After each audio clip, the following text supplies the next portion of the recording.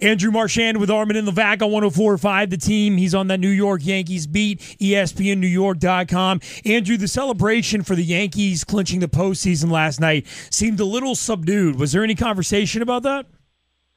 Yeah, I don't know if there was conversation. I wasn't told that there was, but there might have been because, they celebrated. The younger guys in general usually get a little more into that type of thing than the older guys, and you saw some of that, But for the most part, they enjoyed it, but they didn't go over the top.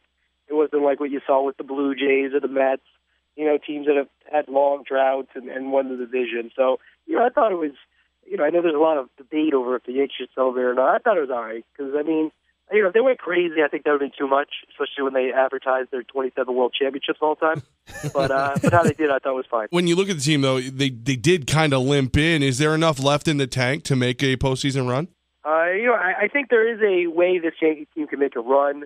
That said, you might be talking Wednesday and saying, trying to evaluate this Yankee season. Tanaka pitches well Tuesday. They could be playing a Kansas City team that's kind of lifting themselves a little bit into the playoffs. So, and if you look how they're built, I can make an argument they're built okay. They're going to get refreshed a little bit this weekend. That's why Girardi really wanted to clinch it. Yesterday and, before he went to Baltimore. Then they have Monday off. Then they play Tuesday. Then they have Wednesday off. Then they play Thursday and Friday if they were to win.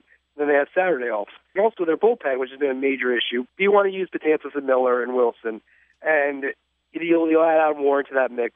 And then the other guys won't be used most likely as much, if at all. That problem that they've had recently is basically going to go away. ESPN's Andrew Marchand with Armen and Levack. Andrew, you mentioned Tanaka and his importance. You're around him in the clubhouse. You see him. Well, what's your confidence level in this guy pitching in a one-game wild card? I think I'd be pretty confident. He looked rusty the other day after skipping a start with the mild hamstring injury. But here's the thing. John Sterling always says, and we kind of laugh about it and make fun of it a little bit on Twitter, is that you can't predict baseball, but you really can't. What I can tell you, though, is that Tanaka is not going to be overwhelmed by the big spot. We saw that in Japan. We saw that last year. He has that type of level head, seems to be calm in these situations. And I think that's the separator when you're talking about guys in the playoffs, in big games, and guys who maybe don't handle those spots as well. Because ultimately, talent is going to come to the fore. But if you're a guy who remains the same. If you look at Andy Pettitte, you look at Derek Jeter, you look at their numbers, they're not that much different than the regular season numbers, which tells you that they were able to just keep the game simple and then keep it the same. And Tanaka will be able to do that. And so he's the guy they want out there. They paid $155 million to him, plus a $20 million posting fee last year for these type of games. So, again, it's not just the money, but these are the type of games he's supposed to win to get into that next round. So much has been made about the overuse of Dellin Betances and Andrew Miller. Now that they've locked up the trip to the postseason, even though they don't have the home field locked up at this point for the wildcard game, what are the chances we don't even see those two in the Baltimore series? I think you'll see them probably at least once just as a tune-up, but yeah, for the most part, they won't pitch. You'll see a lot of the younger guys. They'd love to win tonight, get that over with, have home field, and then they really could, Girardi could really do things the way he wants. So probably, go with the Scranton Wilkes-Barre Rail Riders today, and then maybe try to win a game on Saturday. And obviously, you can hope that Houston loses as well, so that he can guarantee home field for the Yankees. So that is important to them. They don't want to go to Houston if that were the matchup. The other teams would have to come to Yankee Stadium. So to answer your question, you probably see them once, but yeah, they're going to get those guys. They're preparing now for Tuesday. And try to win that game. Andrew Marchand of ESPN with Armen and Levack. Andrew, when you look at the Yankees, pin it on one guy. The X factor for the Yankees in the postseason is? I go Carlos Beltran. Well, I like it. Because to me, he's hitting the best of any of the Yankees. He is one of the great postseason performers of all time, and he's a guy who can continue to be hot. And I've talked to Beltran about this. I don't know, he kind of claims it's not that important to him, but to me, he's a Hall of Famer already. Because if he had done what he's done in the playoffs with one team, he'd be so beloved and he'd be more recognized. But he's kind of been on a number of teams and done it with a number of different clubs and hasn't won a World Series. But if he were to have I think he's a guy who, I'm not going to say he can lift them on his shoulders, but if you said there's one guy you want big spot, it's Beltran, even at his age. That's the guy. So I think Beltran's the guy, I'd say. Andrew, even on your Twitter, you have the description of I cover Alexander Emmanuel Rodriguez. Can you put into words what he's accomplished this season? It's been amazing. I mean, who knows how he's doing it? I mean, we can't really give him the benefit of the doubt because he's lied before. But think about it. He came off a 1-year suspension. The year before that, he barely played. So basically, he hadn't played for 2 years for the most part. He's had 2 hip surgeries. He had his 40th birthday at the end of July, and he has 33 home runs. And the Yankees would probably not be in the playoffs.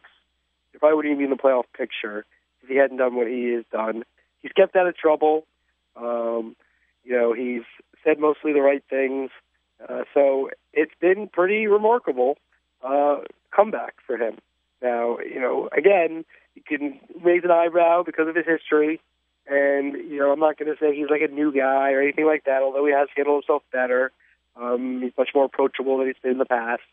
But yeah, but I do think it's fair to say, regardless of where you stand on his accomplishments, it's been amazing. Should he win the AL comeback player? Who are the other finalists? Kendrys Morales and Prince Fielder. Yeah, I go here, Rod. ESPN's Andrew Marchand with Armen and Levack. Stephen Drew's loss, is that a big one? I will tell you this. Dustin Ackley will probably play against righties. Rob Repsteiner will probably play against lefties in the playoffs against the division series. The defense is something you may notice because Drew did play good defense. He did hit some home runs. The average was obviously always a problem. He's hated by Yankee fans. So he's not a big loss. But I will tell you this. We'll see if, the reason that they were so hesitant to bring up Repsteiner was because he's converted outfielder, now playing second base, if he can handle the position. Ackley's not a great fielder. So I do think they'll miss him a little bit on the defensive side. But overall, there's probably a better chance to get a big hit with either Ackley hitting as hot as he's been and Repsteiner, who's young and looks like he could be a major league hitter, than, Stephen Drew now, kind of at a point in his career where he just does not hit for average anymore. We slightly a little more comfortable with Teixeira's absence now that we've seen Bird and the way he can swing the bat lately? I guess right-handers, I mean, the guy is, you really don't miss much at the plate between he and Teixeira. Teixeira always didn't do very well in the playoffs, so maybe Bird, young guy, has a good attitude. Maybe he can be a better playoff performer than Teixeira was. In the field, he's not the same player as Teixeira. And he has left-handed pitching. That's why Girardi was talking about A-Rod maybe going back to first a couple weeks ago because he kind of limits him against left-handed pitching because if he plays Bird, then he plays his regular outfield, then there's no place for Chris Young. So he doesn't have that right-handed bat. So there's a chance maybe they'll thought about John Ryan Murphy. Maybe he'll play there this weekend, but to me, I don't know if I'd spring that on them during the playoffs, putting Murphy at first during a game. To me, that's a little risky. Ackley could maybe play a little first, but ultimately, yeah, they haven't missed Teixeira that much because of Bird. Bird's been very impressive. Supposed to arrive in 2017. He's 2 years early, so he looks like he has a big future, especially that right field porch.